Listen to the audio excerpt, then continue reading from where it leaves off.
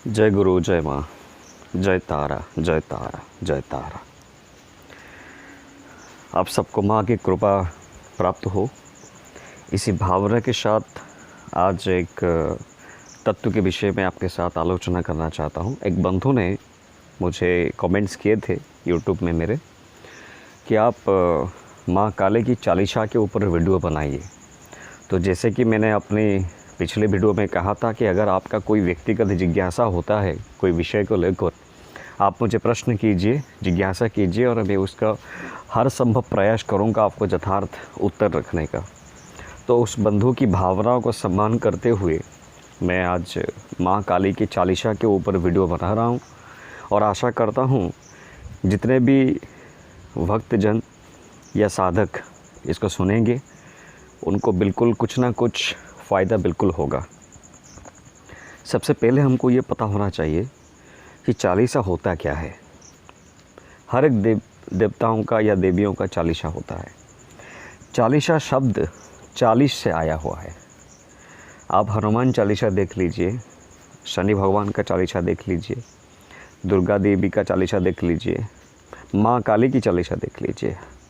हर एक चालीसा में 40 पंक्ति होती है, जिसको आप बोल सकते हैं कि 40 सेंटेंस होता है। यही 40 सेंटेंस को हम चालीसा बोलते हैं। और हर एक देवी देवताओं का अपना अपना खुद का चालीसा है। पर इसमें ध्यान रखने वाला बात ये है कि हनुमान चालीसा की तरह हर एक चालीसा स्वतः सिद्ध नहीं होता। संत तुलसीदास जी ने हनुमान चालीसा में अपनी सारी शक्तियाँ दे दी। अपनी भक्ति की शक्ति से उन्होंने उस चालीसा को सिद्ध बनाया। चालीसा की रचना भी उन्होंने किया है, चालीसा की सिद्धि भी उन्होंने किया है और चालीसा को व्यक्तिगत रूप से हनुमान जी ने स्वयं उसको ग्रहण भी किया है। इसी की वजह से कलयुग में हनुमान चालीसा को सबसे ज़्यादा प्रभावी बनाया गया है या प्रभावी कहा गया है।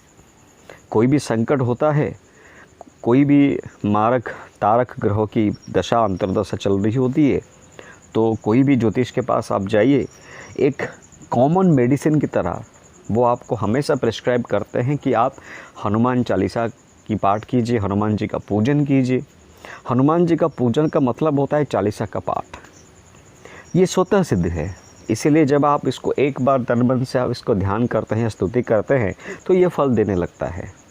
और इसमें भी कहा गया है कि विशेष कामनाओं की पूर्ति के लिए हनुमान चालीसा का विशेष प्रयोग है। इसके बारे में बाद में चर्चा करेंगे। फ़िलहाल तो ये चैनल मैंने सिर्फ शक्ति मार्ग के लिए बनाया है।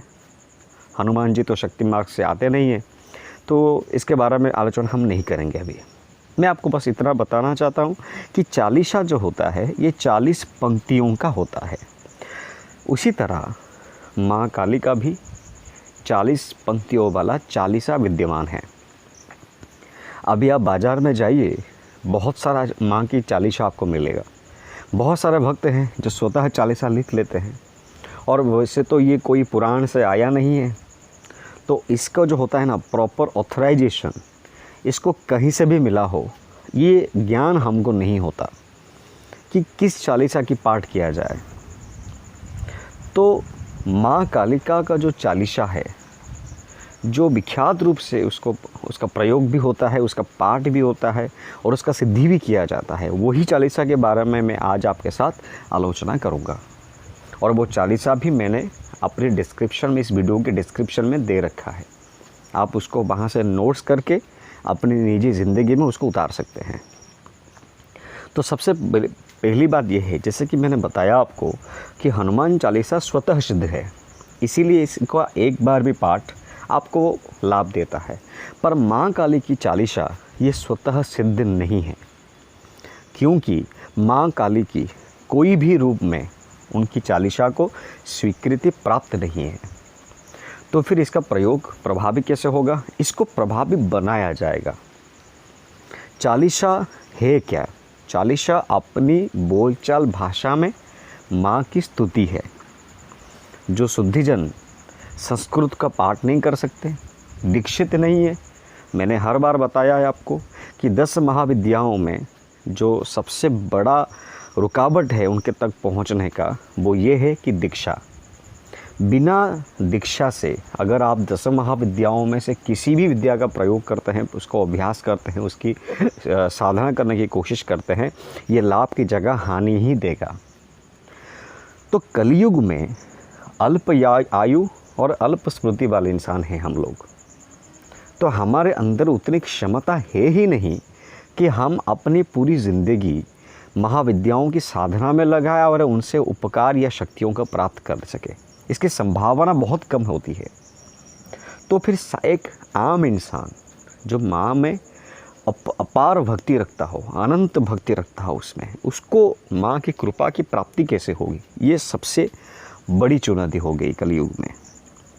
तभी जाकर कलयुग में चालीसा का निर्माण किया गया।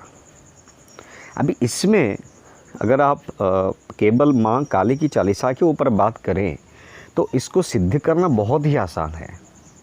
कोई इसमें गुरु की आवश्यकता ही नहीं है। ना तो इसमें ऋषिन्यास है, ना तो इसमें करन्यास है, ना इसमें दीक्षा की आवश्यकता है, ना इसमें अभिषेक की आवश्यकता है, ना इसमें होम की आवश्यकता है, ना इसमें कोई विशेष साधना स्थल में जाने की आवश्यकता है। आप अपने घर में रहकर भी इसको सिद्ध कर सकते हैं।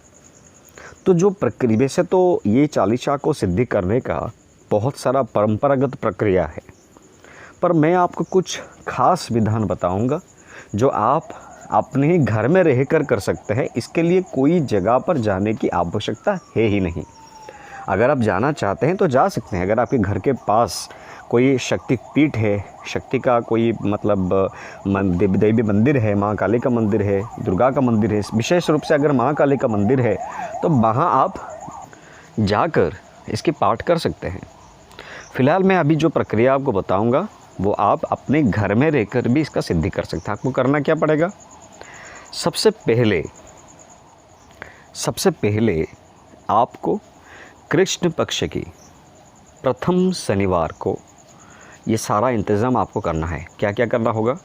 आपके घर में अगर मंदिर है, आपके घर का मंदिर, पूजा स्थली अगर वहाँ पर है, तो माँ काली का सौम्य रूप का फ़ोटो सामने रखिए। एक बाजोड़ के ऊपर लाल कपड़ा बिछा दीजिए, उसके ऊपर माँ काली का सौम्य रूप का फ़ोटो रखिए। हंसता हुआ मुख होना चाहिए और सामने की ओर देखना चाहिए वो फ़ोटो में, जैसे ऐसा लगे कि माँ आपको ही देख रही है। ऐसा नहीं है कि बाएं की तरफ देख रही होगी, दाएं की तरफ देख रही होगी, वो फ़ोटो आप वहाँ पर लगा लेंगे, वैसा नहीं है। ऐसा फ़ोटो लगाइए जो हंसता हुआ हो और सामने देख रहा हो। बस ऐसा लगे सामने बैठकर कि माँ आप ही को ही देख रही है। ठीक है। उसके बाद माँ के सामने बाएं तरफ अखंड दीप की प्रज्वलन कीजिए। ठीक है। अखंड दीप होना चाहिए। जब तक ये चालीसा का आप पाठ करेंगे तब तक वो दिया जलता रहना चाहिए। और दाहिने तरफ धूप अगरबत्ती आप लगा लीजिए। सबसे अच्छा और प्रेफरेबल ये है कि गुगल या लोबान का धूप दीजिए। ये लोबान का धूप माँ को सबसे प्रिय है। माँ की फ़ोटो के ऊपर 5 गुड़हल का फूल माँ को अर्पण कीजिए और माँ के सामने कोई भी मिठाई का नैवेद्य, कोई भी भोग हो, मिठाई मीठा होना चाहिए, मिठाई का मतलब रूप होना चाहिए, वो माँ के सामने भोग लगा लीजिए। और ठीक माँ के सामने आप खुद लाल आसन के ऊपर बैठ जाइए, लाल कपड़ा पहनकर। माँ काली की चालीसा का पुस्तक अगर ये जो डिस्क्रिप्शन में दिया है उसको अगर आप लिख लेते हैं या लिख कर रखे हैं तो बहुत ही अच्छी बात है, क्योंकि ये चालीसा गुरु परंपरा से प्राप्त है और ये सिद्ध होने में बहुत ही आसान होता है, क्योंकि इसमें माँ का कोई भी उग्र रूप की वर्णना है ही नहीं, सारे के सारे सौम्य रूप की वर्णना है। तो इसमें क्या होगा, ये एक प्रार्थना की तरह प्रयोग हो सकता है, इसमें कोई हानि भी नहीं है। ठीक है। तो लाल कपड़ों की लाल आसन बिछाकर, लाल कपड़े पहनकर आसन के ऊपर बैठ जाइए। फ़ोटो के सामने, माँ के सामने आप अपनी मनोकामना को अंतर्मन से बोलिए कि आप इस उद्देश्य से आप माँ काली की चालीसा का पाठ करना चाहते हैं। तो ये प्रक्रिया किसके लिए है? जो चालीसा का सिद्ध करना चाहता हो। और मेरा सुझाव यही होगा कि आप सबसे पहले माँ काली की चालीसा को सिद्ध कर लीजिए, फिर इसका पाठ कैसे करोगे, प्रयोग कैसे करोगे निजी ज़िंदगी में, मैं आपको बताऊंगा। तो आपको करना क्या है, चालीसा शनिवार को, कृष्ण पक्ष की शनिवार से शुरुआत होगा अगले शनिवार तक, ठीक है। कृष्ण पक्ष की प्रथम शनिवार से लेकर अगले शनिवार तक तकरीबन 8 दिन तक आपको रोज़ाना एक ही समय, शाम हो तो और अच्छा, रात को तो बिल्कुल नहीं करना। 10 बजे पहले आपको करना है, 10 बजे के बाद नहीं। सुबह बिल्कुल नहीं करना है, तो शाम को ही करना है, ठीक है। तो शाम के समय जो शनिवार, इसको बोला जाता है 8 दिन का अनुष्ठान, इसके लिए यही समय है। उसके मेरे अगले वीडियो में मैं आपको बताऊंगा 15 दिन का अनुष्ठान, फिर 1 मास का अनुष्ठान, ठीक है। तो ये 8 दिन के अनुष्ठान में आपको क्या करना है, रोज़ाना माँ काली की चालीसा का 11 पाठ 8 दिन तक आपको करते रहना है। प्रक्रिया वही है, सामान वही है, विधान वही है और समय वही है। 8 दिन उपरांत जब आपका अनुष्ठान पूरा हो जाए, क्या आपको करना है, रोज़ाना 11 पाठ 8 दिन तक, ठीक है। जब ये अनुष्ठान पूरा हो जाए, मतलब अगले शनिवार तक, तो उसके बाद जो रविवार आएगा, रविवार की सुबह कुछ खाना लेकर आप गाय को खिला दीजिए और शाम को माँ काली के मंदिर में जाकर मीठा भोग माँ को अर्पण कीजिए और वही भोग को कन्या में बांट दीजिए। कन्या का मतलब कौन है, जो छोटे बच्ची हैं वो उनको भी दे सकती हैं, उनको भी आप दे सकते हैं। जो बड़े मतलब अडल्ट एज में हैं जो लड़कियां, उनको भी दे सकते हैं। किसी भी औरत को आपको देना नहीं है, अविवाहित कन्याओं को वो भोग देना है। और भोग देने के उपरांत आप एक ब्राह्मण को भोजन दीजिए, या भोजन के लिए जितना पैसा खर्च होता है उतना पैसा उसको दान में दीजिए। ये 8 दिन का अनुष्ठान आपको हर एक महीने तकरीबन 3 महीने तक आपको करना है, तकरीबन 3 महीने तक। ये करने के बाद आपको स्वप्न में ही माँ की कृपा का आभास होना शुरू हो जाएगा। प्रथम माह में या प्रथम मास में जब इसका अनुष्ठान करेंगे, हो सकता है कि आपको इतना प्रभाव नज़र नहीं आए, क्योंकि ये ग्रहों की दशा का प्रभाव होता है, ठीक है। दूसरे महीने के अनुष्ठान से या दूसरे महीने की कृष्ण पक्ष का अनुष्ठान से जब आप इसको फिर से दोहराएंगे, आपको प्रभाव आना शुरू हो जाएगा। आप ये खुद अनुभव करेंगे, मुझे ज़्यादा बोलने की ज़रूरत नहीं है। माँ की कृपा किस तरह से आएगा, इसका सर्टिफिकेट मैं नहीं दे सकता आपको, मैं ऑथराइज़ नहीं हूँ इसके लिए। मैं सिर्फ रास्ता दिखा सकता हूँ, जो रास्ते में मैं खुद चल कर आया हूँ, ठीक है। माँ दर्शन देंगे, माँ आपके सामने बैठेंगे, माँ आपसे बात करेंगे, माँ आपसे खाना खाएंगे, ये वाला बात मैं आपसे कमिटमेंट बिल्कुल नहीं करूँगा। ये सारे बकवास हैं, इसमें मैं नहीं मानता, ठीक है। माँ की कृपा और माँ का लगाव, माँ की इच्छा जब होगी, जिसके ऊपर होगी, वो अपने हिसाब से काम करेंगे। माँ उसके लिए स्वतंत्र हैं, हम मालिक नहीं हैं उनके। और जो बताते हैं ना कि ऐसा हो जाएगा, वैसा हो जाएगा, आपको मतलब अगर भूत प्रेत की बाधा होगा उसका निवारण हो जाएगा, माँ के दर्शन हो सकता है, स्वप्न में दर्शन हो जाएगा, ये सब होगा, इसका गारंटी मैं आपको बिल्कुल नहीं दूंगा। मैंने बताया है आपको कि माँ हमारे अधीन में नहीं है, हम माँ के अधीन में हैं। हमारा लक्ष्य क्या है, माँ को प्रार्थना करना, उनको कन्विंस करना, उनको रिक्वेस्ट करना, उनको ऑर्डर नहीं देना है, उसको इंस्ट्रक्शन नहीं देना है, ठीक है। तो ये साधारण भक्त के लिए है। हमारी तरह, आपकी तरह जितने भी साधारण लोग इसका प्रयोग करना चाहते हैं, ये कर सकते हैं। हाँ, यहाँ पर एक बात मैं आपको बता दूँ, ये जो 8 दिन का प्रयोग आप करेंगे, या 8 दिन का चालीसा का रोज़ाना जो 11 पाठ आप करेंगे, इसी 8 दिन में, कृष्ण पक्ष के इसी 8 दिन में आपको कुछ नियम का पालन करना होगा। क्या क्या नियम होगा उसमें? पहला नियम ये है कि आपको वेज ही खाना है, नॉन वेज आप नहीं खा सकते। कुछ साधुआँ बोलते हैं कि माँ तो तांत्रिक देवी हैं, तामसिक देवी हैं, सारा खाना चलेगा, वैसा बिल्कुल नहीं है। ये तंत्र की साधना नहीं है, ये भक्ति की साधना है। इसमें त्याग करना पड़ेगा, वरना आप कुछ भी कामना की आप आशा ही मत कीजिए कि आपको माँ की कृपा की प्राप्ति होगी। आप कुछ त्याग करेंगे ही नहीं तो माँ क्यों आपके लिए सोचेगी? वो उसका तो बहुत भक्त है, वो आपके लिए क्यों सोचेगी? आपको त्याग करना पड़ेगा 8 दिन तक। क्या क्या करना पड़ेगा? वेज आपको खाना है, नॉन वेज आप बिल्कुल नहीं खाएंगे, पहला बात।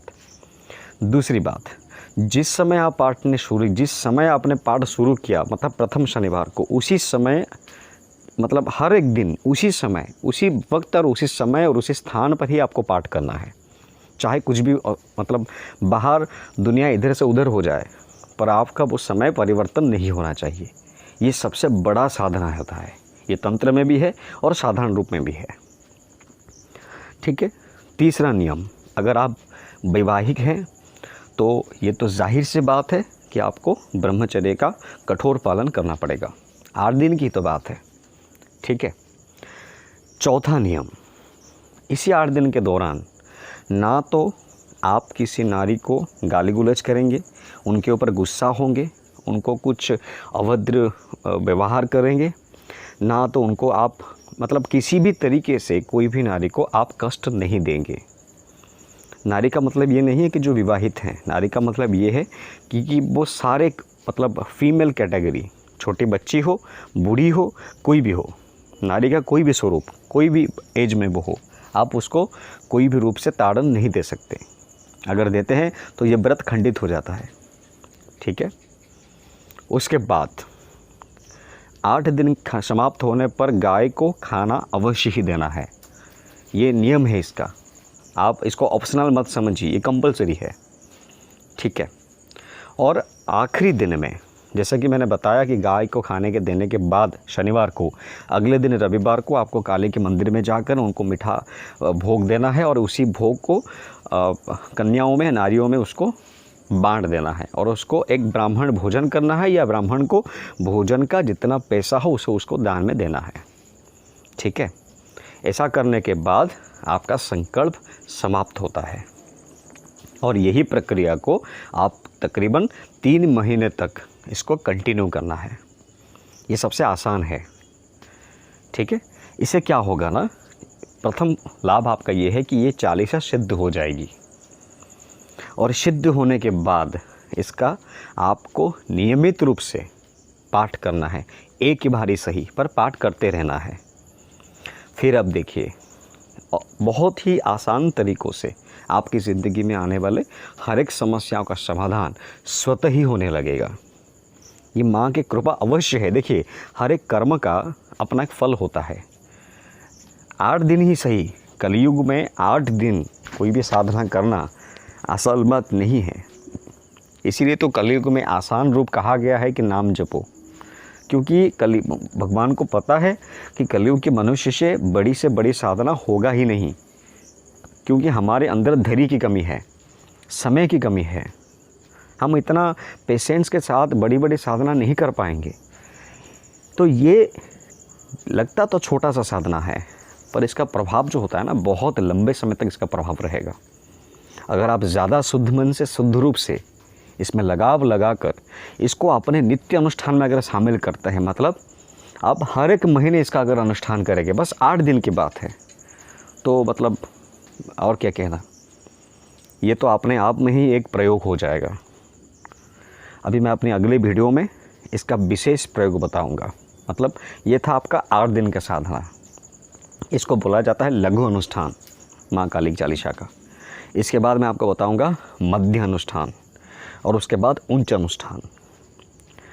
तो अगले वीडियो में मैं आपको बताऊंगा कि मध्य अनुष्ठान का विधान क्या होगा, और उसके बाद की वीडियो में बताऊंगा उच्च अनुष्ठान का विधान क्या होगा, और काली चालीसा का प्रयोग आप करेंगे कैसे, जो कि सबसे बहुत ही मतलब गोपनीय भी है और सबको चाहिए भी। ठीक है। आज के लिए अपनी वाणी को विराम देता हूँ। जय तारा, जय माँ, जय गुरु।